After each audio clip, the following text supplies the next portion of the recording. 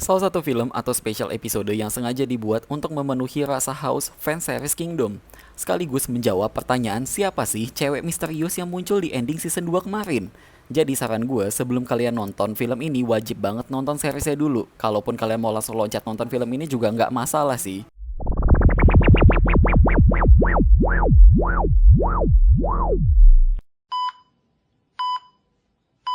Jadi, film Kingdom Ashin of the North ini bercerita tentang background karakter cewek bernama Ashin yang udah muncul di ending season 2 episode 6 sebelumnya.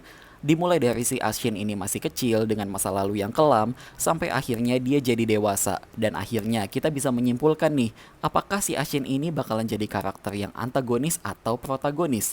Dan sama halnya seperti series Kingdom, di film ini juga banyak banget nama-nama daerah dan juga suku yang asing di telinga kalian. Jadi gue saranin ketika kalian nonton film ini wajib banget serius dan fokus dari awal sampai akhir dan perhatiin nama-namanya kalau bisa dicatat karena kalian bakalan miss untuk ceritanya itu sendiri. Dan maksud dari judul film ini, kenapa Ashin of the North? Maksudnya Ashin ini berasal dari desa perbatasan di sebelah utara. Dan film ini menjadi perbatasan juga antara season 2 dan ke season 3-nya nanti. Menurut gue di bagian awal sebenarnya film ini agak kelamaan sedikit ya untuk nyeritain Ashin pas masih kecil, yang menghabiskan durasi setengah filmnya itu sendiri. Alur ceritanya memang dibangun secara perlahan alias slow burn, tapi ternyata di ending ada plot twist yang tidak terduga dan sangat amat ironis. Seiring berjalannya film juga, sebenarnya film ini juga mengeksplorasi tentang politik kerajaan yang sama persis kayak di versi seriesnya yang juga kejam gitu ya. Jadi film ini benar-benar terasa lengkap banget deh, mulai dari sisi dramanya ala-ala drama Korea yang menyayat hati, sisi politik, dan gak lengkap juga rasanya kalau Kingdom ini gak ada unsur sadis dan berdarah-darahnya.